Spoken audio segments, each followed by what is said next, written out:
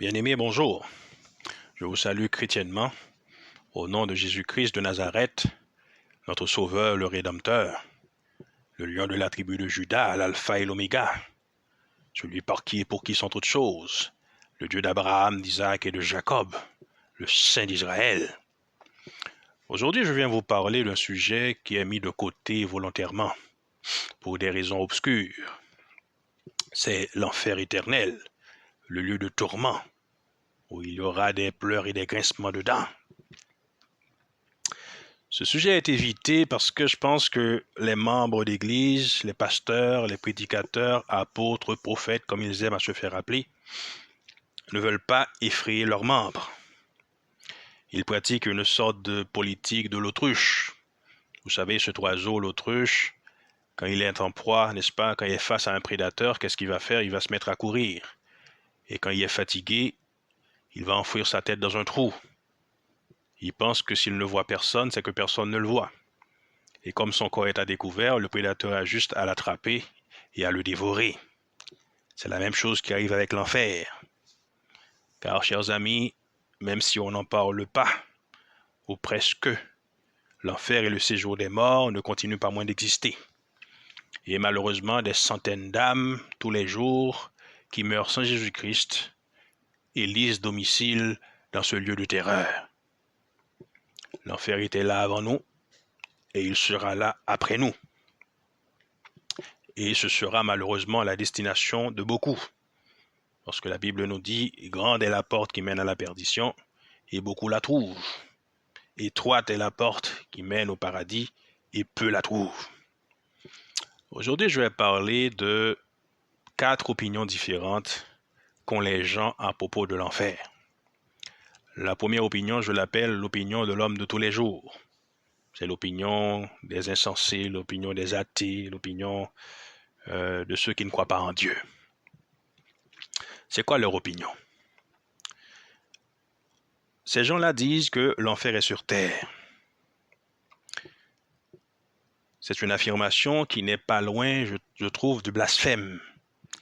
Parce que c'est comme si tu disais que Dieu a créé des hommes pour qu'ils vivent dans l'horreur d'une vie terrestre qui ne sert à rien. Ça fait de Dieu un sadique, le plus grand méchant qui ait jamais existé.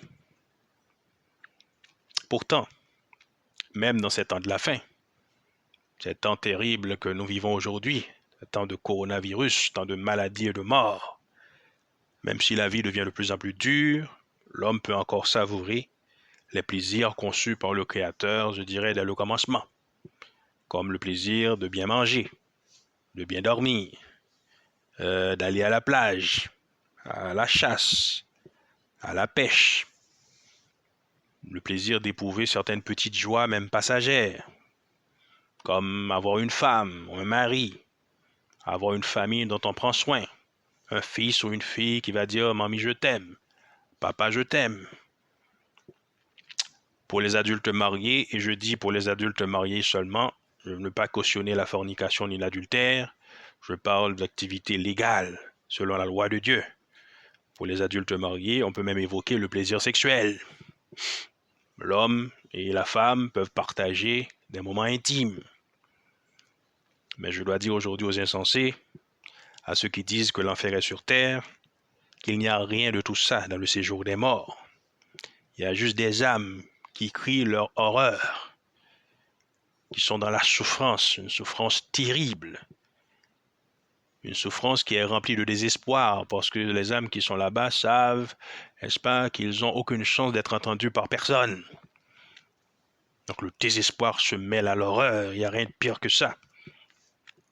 Donc insensés, vous tous qui disent aujourd'hui que l'enfer est sur terre, vous ne savez pas de quoi vous parlez. Au fait, l'opinion de l'insensé, c'est que très souvent dans sa vie, quand il faut donner son avis sur des questions importantes, on va dire comme les élections américaines, on va dire comme l'homme qui a marché sur la Lune ou les dernières découvertes scientifiques, on va voir que l'insensé n'a souvent aucun message à donner. Il n'a souvent aucune opinion pour ce genre de sujet-là. Et s'il dit quelque chose, ça va être quelque chose d'irrationnel ou de simpliste, comme l'homme n'avait rien à faire, qu'est-ce qu'ils sont allés faire sur la Lune, par exemple. où ils vont dire à propos des élections américaines, ah ben on perd son temps, là, moi, c'est pas mon pays, je m'occupe pas de ça. Par contre, quand il s'agit des questions de Dieu, et souvent, et surtout une question capitale, on va dire comme l'enfer, tout à coup l'insensé a une opinion, et elle veut qu'elle soit écoutée, parce qu'il est convaincu qu'il a raison, parce qu'il va dire, ah, écoute-moi là, moi je vis ma vie, n'est-ce pas, ton Dieu là, regarde, on n'a qu'une vie à vivre, hein? L'enfer est sur terre. Donc, ce qu'il veut dire en fait, c'est mangeons et buvons, savourons les plaisirs de la vie, parce qu'au final, dans son cœur, il rejette Dieu. Ce n'est pas qu'il ne sache pas que Dieu est le Créateur, mais ça l'empêche de commettre son péché. S'il admet qu'il y a un Dieu, il va falloir qu'il s'en aille vers la repentance. Et s'il va vers la repentance, il faudrait qu'il abandonne son péché. Et il aime son péché plus que Dieu. Donc il se ment à lui-même, il se laisse, n'est-ce pas, berner par l'ennemi pour se mentir à lui-même pour aller en enfer. Donc insensé, païen, athée, ou tous qui disent que l'enfer n'existe pas, ou il n'y a pas un point de Dieu, je vais vous dire une chose, repentez-vous, repentez-vous, le royaume des cieux est proche. Ce que vous ne savez pas, c'est que la plupart de vos amis, la plupart de vos parents décédés se retrouvent déjà dans le séjour des morts. Et leur souhait, c'est que toi qui te dis athée, que tu ne viennes pas les rejoindre là-bas. Parce que l'enfer est tellement terrible, tu ne voudrais pas que même ton pire ennemi aille en enfer. Aplanissez les sentiers du Seigneur. Le royaume des cieux est proche. Laissez vos mensonges, laissez votre fornication, laissez vos adultères, laissez vos tromperies, laissez la méchanceté de vos cœurs. Revenez à Dieu. Revenez à moi, vous tous qui êtes fatigués et chargés, a-t-il dit, et je vous donnerai du repos. Que le Seigneur vous bénisse. Que le Seigneur fasse la route avec vous. Que la lumière du Seigneur vous éclaire et que le Seigneur vous garde. Amen.